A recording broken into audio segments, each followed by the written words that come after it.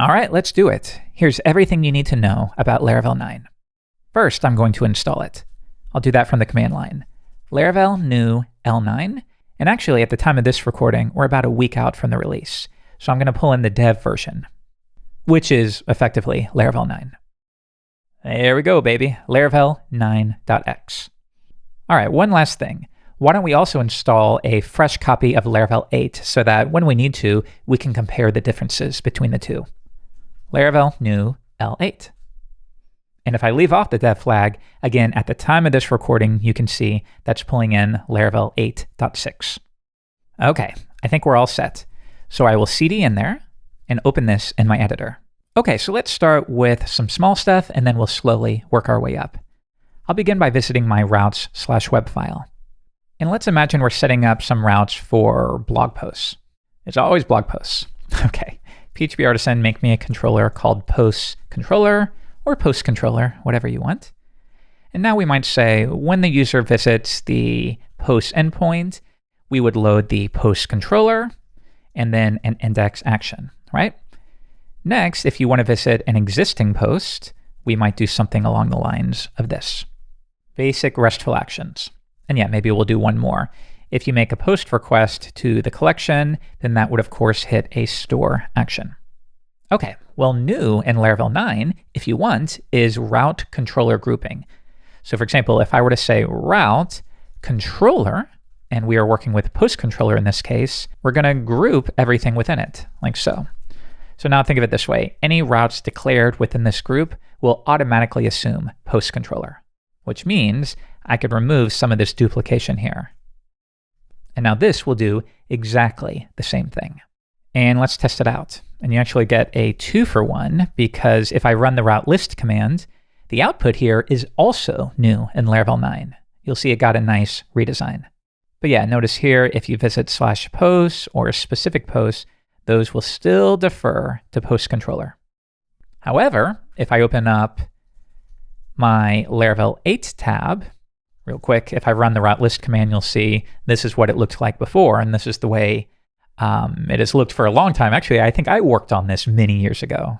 But yeah, sometimes when you're working with tables on the console, it gets kind of warped if the screen size gets changed. So I think this is a nice improvement. But yeah, of course, if we were to try controller groupings in Laravel 8, it would throw an error. All right, so that is your first addition to Laravel 8 in the books. To repeat, you now have access to route controller grouping, and there's also been a redesign of the route list command. All right, this next one is a pretty small tweak, but it's still something to be aware of. If we have a look at our migrations directory, you'll notice that all of your migration stubs no longer have traditional class names. So in the past, this might have been class create users table. But now as part of Laravel 9, the name is superfluous. So instead, they switched over to anonymous classes. And yeah, of course, this will be true for any migrations that you create. So if we create a posts table, because it's always posts, and we switch back, of course, you'll see here, it follows the same format.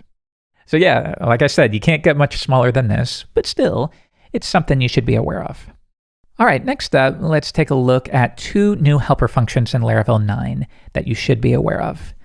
So for example, when I load the home page, we have this new str function.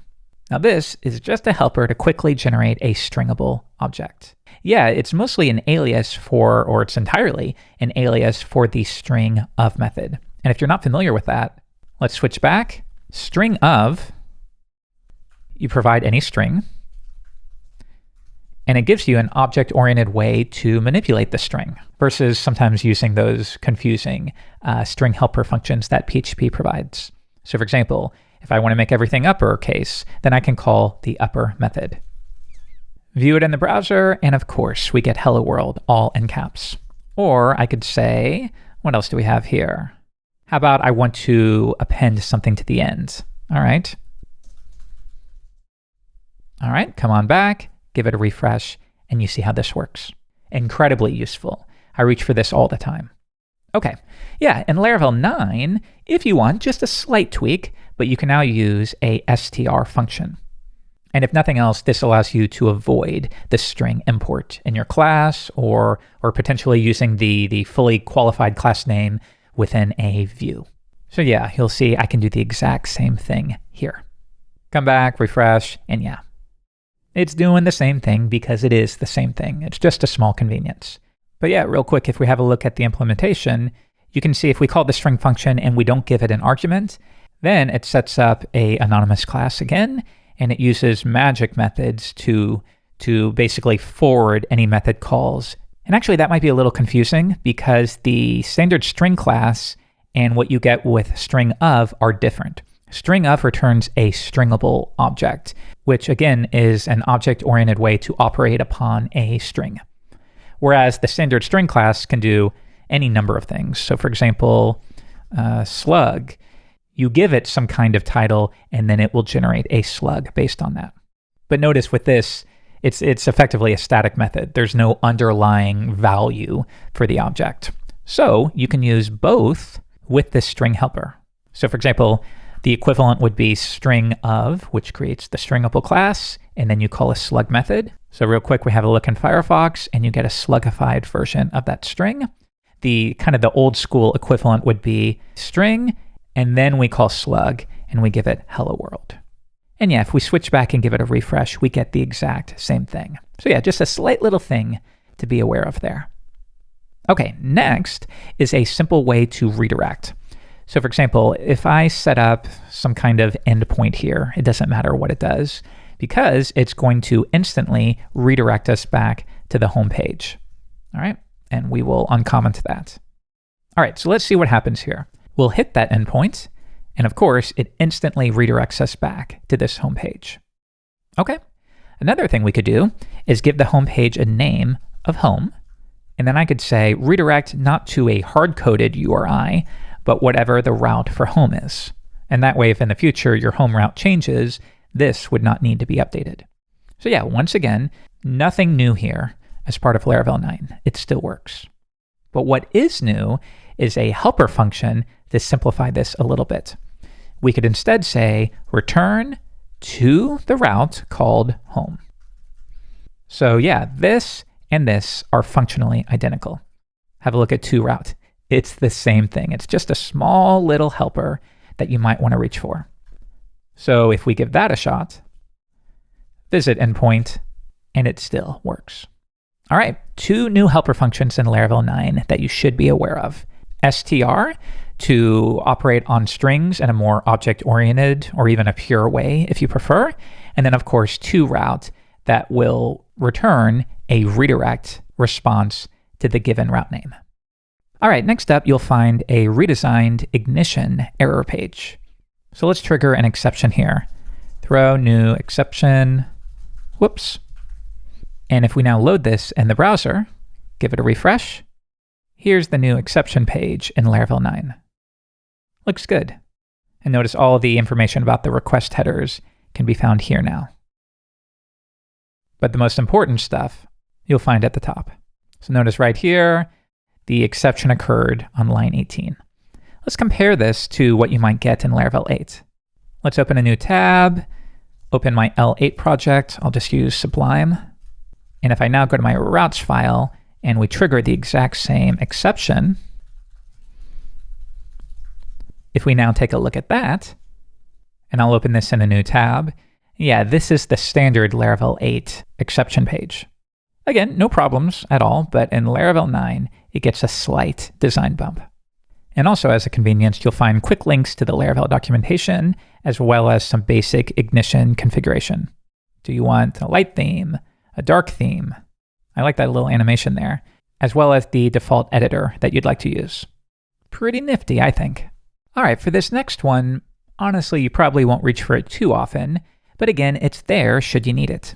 You now have the ability to render a blade string into its HTML equivalent. So for example, maybe you want to say hello world, but hello is a variable called greeting. You know, this is the sort of thing you would put in a traditional blade view. You now can do it on the fly through that render method. And as the second argument, we provide the data it needs. So greeting might be hello. Okay, so if I were to return this to the browser, Again, that's going to return a HTML string, and then when I return that from a route, it will be turned into a proper response by Laravel. Okay, let's come back, give it a refresh, and sure enough, I get hello world. And yeah, that's the core of it. So as this first argument, remember, you have the full spectrum of Blade. So that would include directives, conditionals, anything like that. So, this makes no sense, but if true, then world, and if, yeah, that kind of stuff would of course work. Else, hello, folks, perfectly real world example you get there. But you get the idea. So I don't know, maybe, I can't think of too many use cases for this in the wild, but maybe something, maybe for a CMS where you want to let the user insert Blade that you would then render. I'm not sure. If you have some good use cases, leave a comment below and we'll talk about it. Next up, in Laravel 9, you can force scoped bindings. So to demonstrate this, we need something to work with. So with that in mind, let me quickly whip up a model for a post, and let's include any factory, controller, migration, all of that stuff. Okay, so if we have a look at that migration here, yeah, to keep it quick, we might say a post consists of a title and a body. And then of course, a post belongs to a user. So we could use foreign, we could even do foreign ID 4. Let's demonstrate this because a lot of people don't know it. If you want, you could structure things like this. And yeah, if you still want, you could add constraints, you could say on delete cascade. That would be an option if you want. Just a slightly different way to go about it. Okay, so if I were to run PHP Artisan migrate, oh, whoops, I forgot to set up a DB. Let's go into my environment file, and why don't we use SQLite? And then for the database path or name, let's stick with the default, which is to put it in a database directory and call it database.sqlite. So I will create that empty file and then migrate my database. There we go, we're all set. So if I open this up, here's what we get. And here's my post table, and notice the structure is what we'd expect. Okay, next, let's open up my post factory and create some demo data. So we'll say this, faker sentence, body, and I'm sorry, these should be methods now, shouldn't they? And then we also want a paragraph. Finally, we'll set up the relationship. And this will just be user and give us some kind of dummy user. Yeah, and I think that should do it. So now I could say PHP Artisan Tinker, and we'll do this in line. We'll say app models post, give me a factory, and how about 10 of them? And that should give us 10 posts associated with 10 different users. Have a look here, give it a refresh, and there you go. 10 posts for 10 users. Okay, so now, what if we wanted to view a post that was created by an associated user? So we might do something like this. Visit/users, an existing user. You might use the post endpoint to access all posts created by this user and only created by that user. And then if you want to take it one step further, ideally this should display the given post that was created by the given user. This is where scoping comes into play. So you might create a controller called user post controller at show, but I will do it as a closure here. So if you think about it, we're going to type hint the associated user and the associated post. And then why don't we just return the post here? Users/1/post/1. Then of course we get the post with an ID of 1, and notice it is associated with a user with an ID of 1. So this would naturally work. But the problem is, why don't we visit the post with an ID of 9? Well, now this isn't quite right, is it? Yes, I see the post with an ID of 9, but notice the URI makes it out as if this post belongs to the user with an ID of 1, when in fact the post belongs to the user with an ID of 9. So you have to decide if you're okay with this or not. Some apps will make, for example, the first wildcard superfluous, or in other words, it doesn't factor into the underlying database query. But if you'd prefer to not allow this, then you could use scoped bindings. So in Laravel 8, I think it was a little vague, a little confusing. But if you would add a custom key to the second wildcard, for example, post ID, the addition of that alone would basically turn on scoped bindings, which means if I come back and give this a refresh, I bet it's not going to work. And it doesn't. Call to undefined method user posts. So you can see what's happening here. It's trying to confirm that this user created this post. And it's doing that by calling a post method on user, because that would be the natural relationship. But of course, in this case, we haven't created one. I'll do that right now. User posts, return, and what is the relationship? A user can have many posts. Okay, so now if we come back and try again, aha, now we get a 4 of 4, and this is what we'd expect. The post with an ID or key of 9 does not belong to the user with an ID of 1, so therefore we get a 4 of 4. But if we try to access the post with an ID of 1, which does belong to the user with an ID of 1, say that 3 times fast, we do get the proper result. And that's probably what you want. But again, yeah, I would say it's a little vague. Just because I'm using a custom key here doesn't necessarily signal to me, oh, we are turning on scoped bindings. So if you want, in Laravel 9, you can be more explicit by saying scope bindings. And yeah, I kind of prefer this approach, I think. It makes it that much more clear. So this works, but any other post that's created by a different user will not work. And yeah, that's the behavior I would expect. All right, Laravel 9, forced scope bindings is now an option. Next up, in Laravel 9, you can now generate a code coverage report as part of the PHP artisan test command. Let's have a look. PHP artisan test. And of course, we get green with the standard formatting. And this is true for Laravel 8 as well. But if we view the help, you'll find 2 new options, coverage and min. So of course, coverage indicates whether code coverage should be included. And the min option would be if you want to set a minimum percentage of code coverage that is necessary in order for the test to be considered green. That's basically what it does. But yeah, if you don't have something like Xdebug installed and you run this, you're going to get kind of a confusing error. They might want to make this a little more clear. Code coverage driver not available. And again, that's because you need something like Xdebug installed. So I'm on a Mac here. We could use something like Homebrew and Peckle to take care of that. Let's see if I can do this quickly. Peckle install Xdebug. All right, and I think we're okay there. Now, if I open a new tab and run php-v, though, I don't see any reference to Xdebug. So let's do this. php ini, and here's our loaded configuration file. And you can see we have some additional configuration files for opcache or Redis, but none for Xdebug. So let's do that now. I'm going to touch a file here, and they recommend you call it 99-xdebug.ini. Okay, so if we run this again, of course it's empty, but it has been discovered.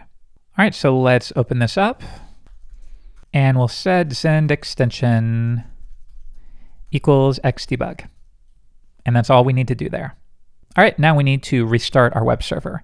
I use Laravel Valet, so it should be as simple as Valet restart. And yeah, notice we did restart PHP. Okay, so let's run it again. And now notice it does include Xdebug support.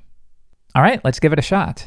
So PHP artisan test coverage, and we still get one more error, but this time we have some more feedback. Did you set Xdebug's coverage mode? What sort of coverage do we want? Well, we can do this in 2 ways. We can update the php.ini file that we were just working on, or we could declare the coverage mode as an environment variable, doing xdebug mode equals, and then you provide the mode you want. And of course, you can visit the Xdebug website to review all of the modes that you can turn on. And you can even use a comma-separated list for multiple ones. So in our case, we want to generate code coverage reports, so I will use this key here. Paste that in, and then run our command. So yeah, this part at the beginning, we are setting an environment variable. All right, and there we go, we're in business. So notice it ran our suite, and then it let us know for every file what percentage of it is being covered. And notice we do get green there, but if I run it again, and I set a minimum threshold at 80%, notice in this case, it triggers a failed test suite, whereas before, it passed. So that's something you might want to turn on if you want to be fairly strict about achieving a certain code coverage threshold. All right, and that's it. It took a little bit of setup work if you don't have Xdebug installed already, but once you do, in Laravel 9, you can now generate a code coverage report in seconds. All right, next up in Laravel 9, we have support for a new database engine when working with Laravel Scout. Now, if you're unfamiliar, Laravel Scout has been around for a while, and it's basically a driver-based solution for performing full-text search on your Eloquent models. And up until this point, you also needed to use a service like Algolia or Melee Search to perform and execute the indexing and the search. But yeah, now, if you're working on an application that's not too big, you can probably get away with the database engine. So let's see how. Now, first up, in order for this to work, we need to be using either MySQL or Postgres. And up until this point, we've been using SQLite. So let's switch that back over. And then I will return the database name, and we'll just call it L9 for Laravel 9. All right, let me create that database. Create database L9. All right, we have it. And now I can run migrate. And also note while we're here, it is migrating that post table example from a couple episodes ago. So why don't we continue working with that to perform our search? So what I'll do here is you'll see I already have a post factory that consists of a user ID, a title, and a body. So why don't we whip up a bunch of records? We'll say app models post factory, and I want 1,000 posts in my database. Cool, we're all set to go. And real quick, if I open up Table Plus, here's all of our records. Okay, now I want to perform a search. And I'm going to grab some word that I can't pronounce. How about this one right here? And we will search for that. All right, so the first step is to install Laravel Scout. Composer require Laravel Scout. Next, I'm going to run vendor publish, and we only want the one related to Scout. Where are you? Number 8 here. Okay, so notice this copies a config/scout file. Let's have a look at that. So a few things to be aware of. First up, Scout driver. This is where you declare, are we using Algolia? Are we using an in-memory collection, which is useful for local development? Are we using Melee Search, or however you pronounce it? Or are we using the new database engine? That should probably be listed there. Now, if you want, we can either update it inline here, or I can declare my environment variable. Why don't we take that approach? We'll say here, Scout driver equals database. Okay, but while we're here, also a couple little things. If we scroll down, you probably would want to perform any potential data synchronization. It's not quite relevant here for the database driver, but if you are using something like Algolia, you'd probably want to turn on Scout queue. Okay, and then there's some other things, like if we want to require a committed transaction, you can have a look at all of this. Cool. So now the only remaining step is for any model that you want to be indexed, you just need to add the searchable trait, Laravel Scout searchable. So this will do a bunch of things, but you'll see here, it adds some macros to your collection class, and it also sets up a searchable scope so you can call methods like this directly on the model. Searchable, unsearchable, and the same for the various relationships. Finally, you'll have some additional methods on your model like search. And this is the one we want. So let's give it a shot. We'll go to my home page here, and let's just return it as JSON. I'm going to say post search, and I'll paste in that term, and then we'll get the results. And let's see how it works. So we give it a run, and here's what we get. And notice, well, let's see. If we try to track it down, oh, you know what? I'm getting everything here. There's one more step I forgot. At least at the time of this recording, if we're going to use the database engine, we have to explicitly set the toSearchable method or the toArray method on your model. Let's stick with toSearchable. This is where we declare all the attributes that should be searched when you provide a query here. So yeah, if you want to search for the title and then also the body, then we would do this here. And I think this should solve the problem. Come back, give it a refresh. And how many results do we have? Yeah, now we have 92 results, and I bet we'll see that term in every single record. it works. Okay, now a quick little note here. Often when you're using Laravel Scout, it will default to the models to array method. But I think when we're working with the database engine, again, at the time of this recording, you need to be explicit about this. So basically behind the scenes, it will use something like where-like to perform the query, or it even has support for full text indexing if you have that turned on. But yeah, think how cool this is. It's been, just a few minutes, and now we have a very clean way to perform a search across all of our posts. And actually, when we're using the database engine, there's no traditional indexing required like you might have with Algolia. And you can even paginate it if you want. Same thing, but now we have a paginated collection of posts that specifically contain that search term. Pretty cool. All right, next up, while we're on the subject of search, Laravel 9 also adds support for full text indexing and where clauses. So let's see what that means. Let's go back to my host table migration, and why don't we add a full text index to the body column? I can do that in Laravel 9 by calling the full text method. All right, so let's refresh my migrations. And actually, while we're here, real quick, let me go to my post seeder and quickly set this up so I don't have to manually recreate or repopulate my post models. We'll say post factory. One more time, I want 1,000 posts. Okay, so PHP Artisan, migrate fresh. I want to seed as part of that.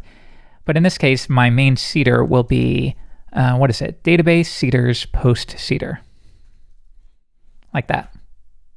All right, so we should be up in business. But now, if I have a look at Table Plus, in my post table, if we look at the structure, notice we do have a full text index. Okay, so let's play around with this. If I were to run or boot up PHP Artisan Tinker, I can now do things like post where full text for the body includes that search term we were looking for earlier. Let's see how many records match that. 94. It's working. So yeah, behind the scenes, when you call where full text, it's not going to use where like. That does have some performance limitations. It's going to use MySQL's match against functionality. And that's mostly it. But yeah, to finish up, if we make a callback to the last episode where you learned about Laravel Scout, by default, it's always going to use a where like check. But if you have certain attributes that would benefit from a full text check, you can use a PHP attribute like this.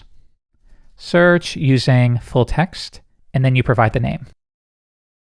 And that's all there is to it. Pretty easy.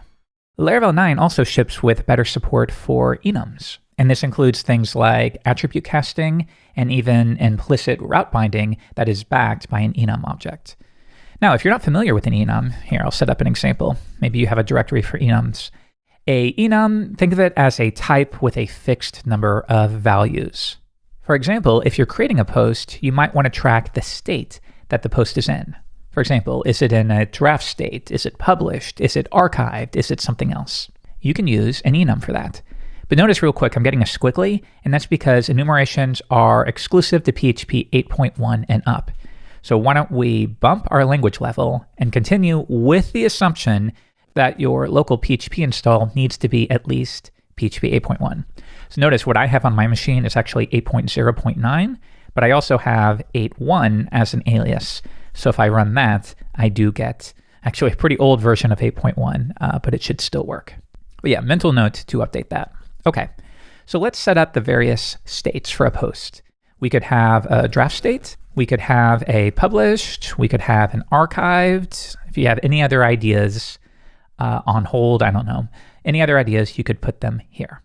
And now what's cool is in Laravel 9, we can do attribute casting to and from an enum. So if you want to see that in action, the first step is to update our original migration to include the state that the post is in. And actually a couple of notes we should go over here. So we could set the state, and then maybe if the default is draft, we could make that explicit. And this is probably what I would do. You also have the option, though, of creating an enum type, so an enum column. And initially, that sounds pretty good. So we could do something like this, and then you could say draft, archived, published. So now, as opposed to what we did here, this creates a column that exclusively allows these three values and nothing else. So in this case, the column is sort of protecting its own integrity. Now, let me cover two quick things before we move on. You might think, well, we have a little bit of duplication now. If we have a look at our enum, it's not a backed enum, so there's no values associated with each case, but we'll need to do that in just a few minutes. But either way, you can see we are repeating ourselves in two places. And often it's nice when we can have a single source of truth. So yeah, maybe it would be nice if we could do something like this, at least initially. This was my first thought. It'd be cool if Laravel supported that, and then it would, assuming the enum was backed, it would grab all of the values and cast it to an array. The only downside to this would be if you're on a team, you could potentially end up in a situation where two members of your team have a different database state. Imagine I run the migrations with this configuration. So now I have a DB with a post table with a state column that includes these three values. But then 3 months later, we add a new case. Maybe this is a hold or something like that. And then somebody new who joins my team runs the migrations. Now he will have a post table with a state column with 4 options, whereas I only have 3 columns. And that's not what we want. It sort of defeats the purpose of migrations entirely. We don't want a situation where you and I have different database environments. So that is something to be aware of, and it's probably a good argument for allowing the duplication to remain. Okay, so that's one thing to consider. The next thing to consider is enums sometimes are frowned upon. Yes, they protect their integrity, but many developers prefer to handle that on the PHP side.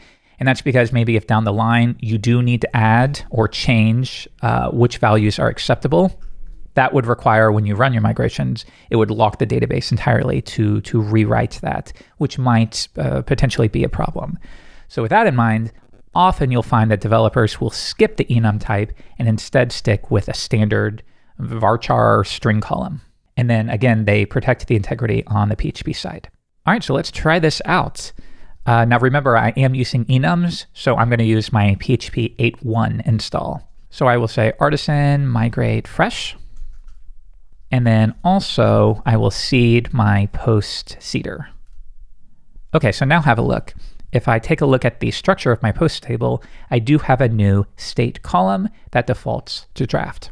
All right, so check this out. If we go to our routes file on my home page, why don't we just return a random post? All right, let's just grab the first one, and then I will grab the state. And of course, right now, we both know that's going to return a string of draft. Let's give it a shot. So I will set up a local server using PHP 8.1, and of course, we see draft. Okay, now let's set up attribute casting. If I go to my post model, I can say protected casts, and I'm going to, from the database, cast the state column to our new enum. Just like that. Okay, but now, before we try this, think about what's happening here. Attribute casting is a two-way process. We need some way to cast it to a value that's saved in the database, and then we also need the opposite, a way to take the value from the database and cast it to the proper case on your enum. So we have our cases here, but we don't have any values associated with them. And if we're going to use attribute casting, that's a requirement. Okay, so let's make them equal to, and even if it's the exact same value, that's entirely fine and common. So no problem there. Now, if I run this though, you'll see my editor is squawking, and that's because when you add values to an enum case, you are now turning it into what's known as a backed enum. And when you do that, you have to declare the return type. So I'll do that here. And now that goes away. Okay, so now if you think about it, when I grab state, that's no longer a scalar that I can easily turn into a response. And we can see that right here in the browser. Symfony squawking, it's trying to figure out how to format this response. And that makes sense. Let's just die and dump it for now. And you'll see it's no longer the string draft, it is now an enum object. And by the way, if you do ever need to grab the actual scalar value, then just call value. Because remember now, state is an enum object. So you can grab its name, you can grab its value, you can even call methods on it if you need to. And there you go. Now, a couple more things. Here's some cool stuff. If I were creating a brand new post, well, again, we protect the integrity of that column a little bit by enforcing that what you provide for state has to match something from your post state enum. So in this case, if I try to set it to gibberish, Laravel's going to squawk. It's not a valid backing value for this enum. But if I set it to anything that is supported, so it could be a string archived, like something that's coming from a form, no problems there. Or of course, I could reference one of the cases. And notice when I'm using an editor, I get nice completion here, which is also a little win. So maybe I want to set the new post to a state of published. No problems there whatsoever. Kind of cool. So you get some protection out of the box. And of course, when the post is persisted, let's just finish this up really quick. My title, and then for the body, my body. I think that's everything, right? Let's save it. Oh, and you know what? We do have to set the user ID, don't we? Here, let's just fake it. Post user ID equals 1. Okay, so if we return done, and we run this in the browser, and I now switch back to Table Plus and have a look, there's our new record. And the key thing here is that the state has been set to published. So that's what I mean when I say the attribute casting is working in 2 directions, and it's all being declared here. So now when you are working with, let's grab some kind of existing post. A little tip here, did you know if you ever want a random post, you could say post in random order and then give me the first one. So maybe for your blog, if you ever want to promote some random post for every page load, that would be one way to do it. But yeah, if I ever want to say something like, is the post currently in draft form? Of course, I might have a in draft method on my post model, but behind the scenes, it would probably do something like check if the state is equal to post state, and then see if it's in a draft form. And if it is, we can say it is a draft, or proceed however you need to. Come back, refresh, and it works. Okay, the final thing, and then I'm going to let you go. So we can leverage enums for attribute casting, and you can also use them as implicit route binding constraints, so to speak. So maybe we have something like, I don't know, it's going to be a little superfluous. Maybe we want to grab all posts that are in a current state.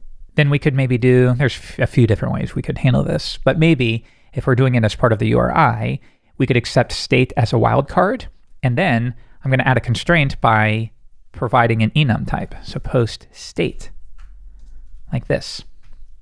Okay, so let's just do a die and dump state and see what we get here. So posts / and then draft, and we get our draft object, archived. But now what if I provide something that is not a case on that enum, like that? Aha, we get a 404. So again, this is a new thing in Laravel 9. We can use an enum as a constraint for this wildcard binding here. As long as the wildcard's value is included here, it's going to work and it will proceed. But if the wildcard is something different, then a 404 will be thrown because the route does not match up in that case. And that's what you'd expect.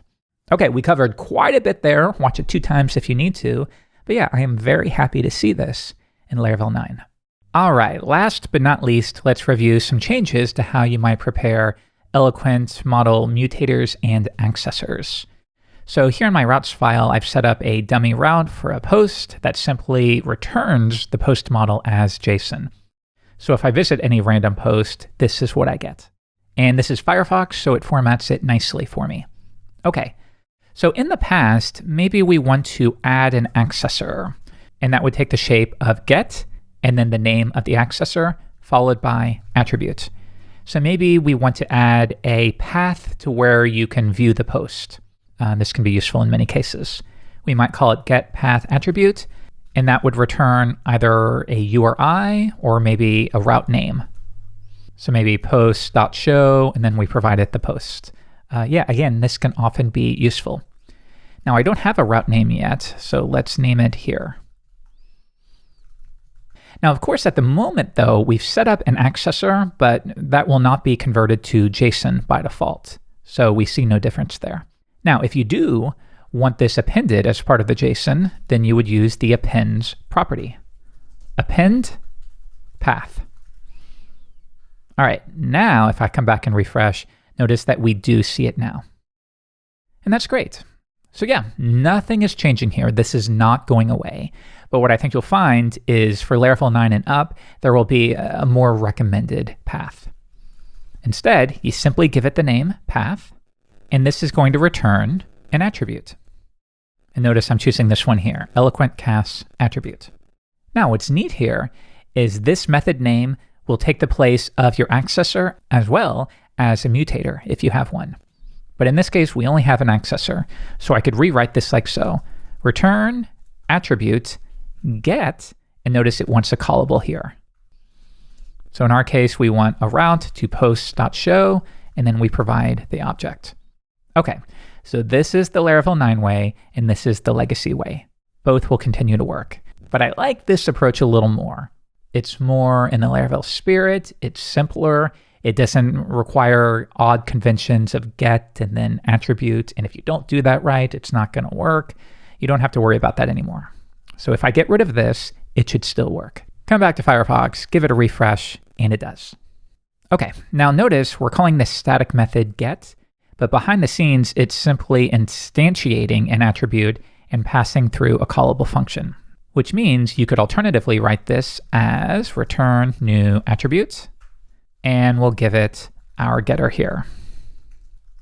Again, functionally identical, it still works.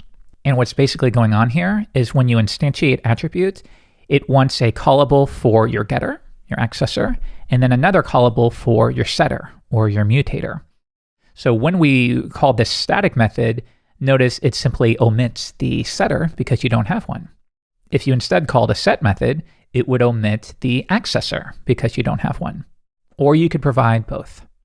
Let's see an example of that using something else. Why don't we go to user? Why don't we set up an accessor at the bottom for, I don't know, their name or their username? Here, let's do this. I will often add a username to my users table. Something like that. Okay, so maybe when we create a new user, when it's saved to the database, it should always be lowercase. But when you pull it from the database, maybe you want to, by default, capitalize the first letter. Okay, we could use mutators and accessors for that. Here's how. We're going to return an attribute, that's important, and we will do something like this. Return a new attribute where the getter, and that will always, by the way, accept the value that would be in that column. So this is the person's username, and we're going to format it. UC words. And then the second argument, as we saw, would be the setter. So when you set it or save it to the database, we're going to do string to lower. All right, let's see it in action. Now, real quick, let's go to my user factory, and I will add a username field. This faker username. Okay, so let's rerun the migrations. And then, I also need to seed.